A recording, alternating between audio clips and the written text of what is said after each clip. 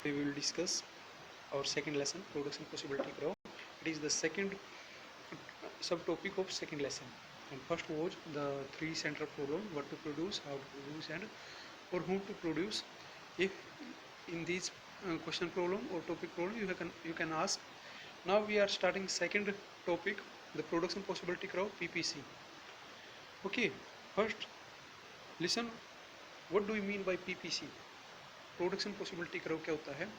Production possibility curve means it is the combination of two goods which can be produced by using a single resource. एक आदमी के पास एक resource है, उसमें वह दो वस्तु का प्रोडक्शन कर सकता है। ठीक है, एक रिसोर्स का प्रयोग करके दो वस्तु को प्रोडक्शन करता है, या दो वस्तु के कॉम्बिनेशन ले सकता है। जैसे 1 एकड़ जमीन है, उसमें ना दो वस्तु का कॉम्बिनेशन उगा सकता है, या तो टोटल ए गुड्स का प्रोडक्शन कर सकता है या टोटल बी गुड्स का प्रोडक्शन कर सकता है, या तीसरा ऑप्शन क्या है उसके पास, वो कॉम्बिनेशन ले सकता है। ठीक है, अब clear what do you mean by PPC? PPC means production possibility curve means it is combination of two goods which can be used by using a single resource. दो वस्तु का ऐसा संयोग, ऐसा कॉम्बिनेशन जो एक सिंगल रिसोर्स में use करके प्रोडक्शन किया जा सकता है। इसने एग्जांपल क्या दिया कि जैसे 1 एकड़ ज़मीन है किसी के पास, तो 1 एकड़ ज़मीन में या तो वो क्या कर सकता है, 100 यूनिट्स एप्पल की उगा सकता है। ठीक है, और 0 वीट की। भाई वीट ना लगाए, पूरे 1 एकड़ ज़मीन में वो 100 यूनिट्स एप्पल की प्रोड्यूस की जा सकती है। या क्या करेगा वो, या वीट की 40 यूनिट्स ग्रो कर सकता है, जबकि वह एप्पल 0 यूज होएगा। सीधा कॉम्बिनेशन क्या बन गया इसका, भाई एक रिसोर्स है, 1 एकड़ ज़मीन है उसके पास, या तो वो 40 यूनिट्स वीट की उगा सकता है या 100 यूनिट्स एप्पल की उगा सकता है। उसके पास दो ऑप्शन है। क्लियर? अब वो अब क्या कहता है वो कि ये थर्ड ऑप्शन है उसके पास। थर्ड ऑप्शन है he can use combination of two goods. Okay, combination of two goods by using a single resource. अब दो कॉम्बिनेशन कौन कौन से हो गए उसकी, या बाकी कॉम्बिनेशन थर्ड जो ऑप्शन है, he can use combination of two goods. अब वो क्या कहता है कि थोड़ी एप्पल कम कर ले। एप्पल कितनी लगाए, 90 यूनिट्स तो वो एप्पल की प्राप्त कर सकता है, और 10 यूनिट्स किसकी, वीट की प्रोड्यूस किया जा सकता है। सेकेंड ऑप्शन क्या है उसके पास, 70। ठीक, 70 किसकी, एप्पल की यूनिट्स अचीव कर सकता है, और 20 वीट की, 40 एप्पल्स की और 30 वीट की। या जो लास्ट ऑप्शन आप उसके पास बचा कि टोटल वो वीट को उगा सकता है। It is called production possibility curve. Clear है?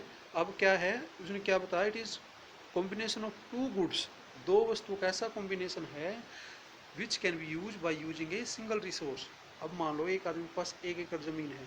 अब 1 एकड़ ज़मीन में यदि वो सारे एकड़ में एप्पल उगाता है, तो वो कितनी अचीव करता है, 100 यूनिट्स एप्पल की और 0 वीट की।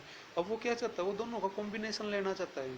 ठीक है, अब दोनों के कॉम्बिनेशन में क्या करना पड़ेगा, if we want to achieve और get the units of another goods, यदि वो वीट की अनदर यूनिट को लेना चाहता है, ही और she have to sacrifice the units of first goods. उसको पहली वस्तु की कुछ यूनिट छोड़नी पड़ेगी, सेक्रीफाइस करनी पड़ेगी। Okay, that is called opportunity cost. Opportunity cost क्या होती है, एक चीज़ को पाने के लिए हमें दूसरी जो वस्तु हमारे पास है उसको कुछ सेक्रीफाइस करना पड़ेगा, that is called opportunity cost. इसमें ये क्या कर रहा है, मान लो 100 एप्पल उगा सकता है 1 एकड़ में, लेकिन अब वो क्या चाहता है कि भाई वो वीट भी उगाना चाहता है, तो उसको एप्पल की यूनिट्स कम करनी पड़ेगी। अब समझ में आ गया अपॉर्चुनिटी कॉस्ट क्या होती है। If we want to achieve more things of goods, we have to sacrifice first goods. पहली वस्तु का कुछ हिस्सा, कुछ पोर्शन या कुछ यूनिट हमें सेक्रीफाइस करनी पड़ेगी। सीधी सी बात है, कुछ पाने के लिए कुछ होना पड़ेगा। यदि मान लो हम वीट की यूनिट्स लेना चाहते हैं, तो एप्पल की यूनिट्स कम करनी पड़ेगी। अब ये 90 कर दी, इसने 10 यूनिट्स कम कर दी, 10 यूनिट्स वीट की प्रोडक्शन कर सकता है। अब यदि ज़्यादा वीट चाहता है तो एप्पल की और ज़्यादा सेक्रीफाइस करनी पड़ेगी। और ज़्यादा वीट चाहता है, वीट की यूनिट्स चाहता है प्रोडक्शन करना, तो ये एप्पल की 40 पे रह जाएगी। और ये सारे ही खेत में, यदि 40 सारे खेत में वीट लगाना चाहता है तो 40 यूनिट्स वीट की और 0 एप्पल की हो सकती है। This is called production possibility करो। ओके, क्लियर है ना? ये पीपीसी प्रोडक्शन पॉसिबिलिटी करो क्या होता है? It is the combination of two goods which can be used, it is combination of two goods which can be produce by using a single resource. एक resource का use करके दो वस्तुओं के कॉम्बिनेशन को अचीव करना प्रोडक्शन पॉसिबिलिटी करो कहलाता है। अब आगे ये क्या कहता है? आगे देखो, ये इसमें देखेंगे यहाँ पे। अब ये क्या कहता है? ये जो इसमें कहता है कि भाई एक यूनिट को प्राप्त करने के लिए दूसरी यूनिट को सेक्रीफाइस करना पड़ेगा। जो इसका जो कर्व है डाउन जा रहा है, ठीक है, डाउन, अप टू डाउनवर्ड, ठीक। इसका जो स्लोप है अपवर्ड टू डाउनवर्ड, डाउनवर्ड जा रहा है।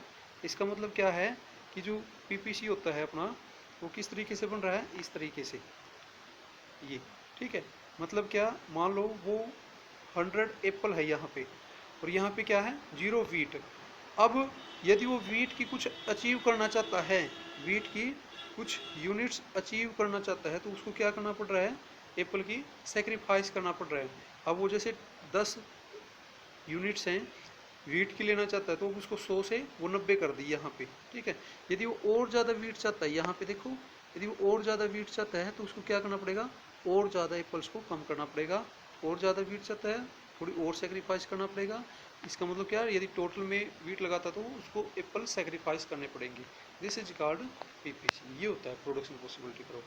ओके स्टूडेंट्स, ये टॉपिक क्लियर होना चाहिए आपको।